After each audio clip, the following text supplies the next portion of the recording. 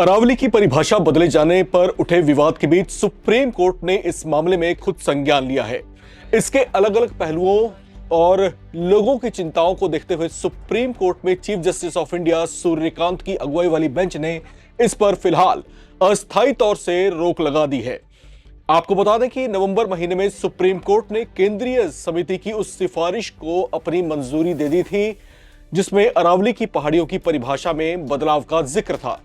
Court ने उस समय पहाड़ियों और पर्वतमालाओं की एक समान परिभाषा को स्वीकार किया था, जिसके बाद लोगों की चिंताओं पर विचार करते हुए सीजेआई सूर्यकांत की अगुवाई वाली बेंच ने कहा कि किसी भी कार्यान्वयन से पहले एक निष्पक्ष, स्वतंत्र और विशेषज्ञ राय पर विचार किया जाना जरूरी है ताकि स्पष्ट और निर्णायक मार्गदर्शन इसमें मिल सके। चीफ जस्टिस सूर्यकांत की अगुवाई वाली बेंच ने इस मुद्दे पर व्यापक और समग्र जांच के लिए डोमेन एक्सपर्ट्स या क्षेत्र विशेषज्ञों वाले एक उच्च स्तरीय समिति गठित करने का प्रस्ताव भी रखा है। आपको बता दें कि इस पर कोर्ट के पिछले फैसले ने देश भर के बहुत से पर्यावरण प्रेमियों की चिंता को बढ़ा दिया था।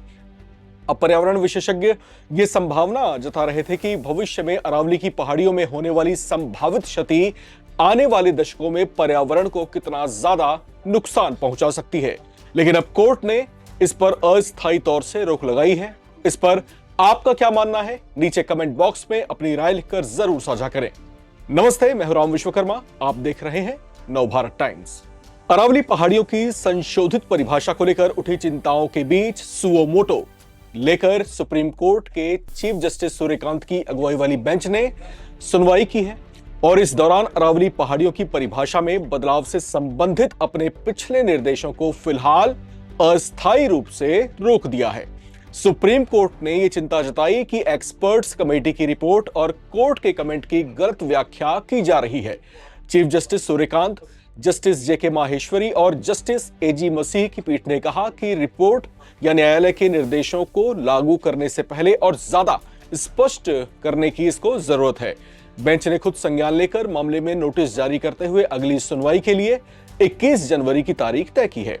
इस दौरान सुप्रीम कोर्ट ने कहा कि हम ये जरूरी समझते हैं कि कमेटी की ओर से पेश सिफारिशों को 20 नवंबर 2025 के फैसले में इस कोर्ट की ओर से किए गए निष्कर्षों और निर्देशों को फिलहाल स्थगित रखा जाए।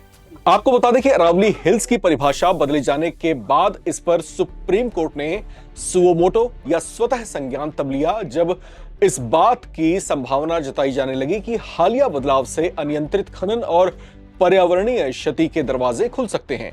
कोर्ट ने कहा कि किसी भी कार्यान्वयन से पहले एक निष्पक्ष, स्वतंत्र और विशेषज्ञ राय पर विचार किया जाना जरूरी है ताकि स्पष्ट और निर्णायक मार्गदर्शन मिल सके और इससे जुड़े हुए तमाम भ्रम दूर हो सके। सुप्रीम कोर्ट ने यह भी कहा कि यह जांचना जरूरी है कि अरावली पहाड़ियों और पर्वतमालाओं की परिभाषा से कहीं कोई संरचनात्मक विरोधाभास तो पैदा नहीं हो रहा और क्या इससे उलट रूप में गैर अरावली क्षेत्रों का दायरा बढ़ गया है जिससे अनियंत्रित खनन को बढ़ावा मिल सकता है। अब इस संबंध में सुप्रीम कोर्ट ने कुछ विशिष्ट चिंताओं को नोट किया और कहा कि इसकी जांच करनी जरूरी है। इसमें यह सवाल भी शामिल है कि क्या पहाड़ियों के बीच 500 मीटर के अंतराल वाले क्षेत्रों में नियंत्रित खनन की अनुमति दी जा सकती है और अगर हां तो ऐसे कौन से सटीक संरचनात्मक मानक अपनाए जाएं ताकि पारिस्थितिकी निरंतरता प्रभावित न हो। अदालत ने कहा कि यह भी तय होना चाहिए कि ये आशंका कि 12,081 पहाड़ियों में से केवल 1,048 ही 100 मीटर की ऊंचाई की सीमा को पूरा करते हैं। तथ्यात्मक और वैज्ञानिक रूप से यह सही है या नहीं और क्या इसके लिए भूवैज्ञानिक जांच की भी आवश्यकता है? तो ये तमाम वो सवाल हैं जो सुप्रीम कोर्ट की बेंच ने उठाए हैं जिस पर अब केंद्र को आगे विचार करना होगा। चीफ जस्टिस सूर्यकांत ने कहा कि न्यायालय एक उच्च स्तरीय विशेषज्ञ समिति गठित करने का प्रस्ताव भी रखती है जो रिपोर्ट का मूल्यांकन करेगी और इन सभी सवालों की जांच भी करेगी। इस प्रक्रिया में उन क्षेत्रों की विस्तृत पहचान भी शामिल होगी जिन्हें अरावली क्षेत्र से बाहर किया जा सकता है और ये आकलन भी किया जाएगा कि ऐसे बहिष्करण से कहीं अरावली पर्वतमाला की पारिस्थितिकी जो है किसी तरीके से प्रभावित तो नहीं होगी या उसमें किसी तरह का कोई जोखिम तो नहीं होगा। कोर्ट ने इस मामले में नोटिस जारी किया और देश के अटॉर्नी जनरल आर वेंकटरमणी और सीनियर एडवोकेट पीएस परमेश्वर से अनुरोध किया कि वे न्यायालय की सहायता करें खास तौर से प्रस्तावित समिति की संरचना के संबंध में उनसे राय भी मांगी गई है। अब सुनवाई के दौरान सॉलिसिटर जनरल ने सुप्रीम कोर्ट बेंच को यह भी बताया कि राज्यों को नोटिस जारी कर दिए गए हैं जिसमें निर्देश दिया गया है कि आगे कोई भी खनन की गतिविधि ना की जाए।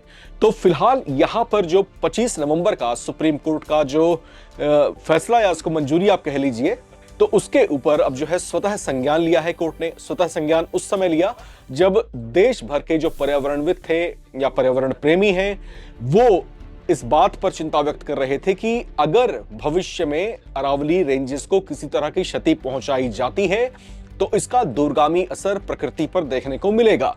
साथ ही साथ इस पर जो है जो पारिस्थितिकी है वहां की, वो भी इससे प्रभावित हो सकती है, इस बात की भी आशंकाएं जताई गई थी।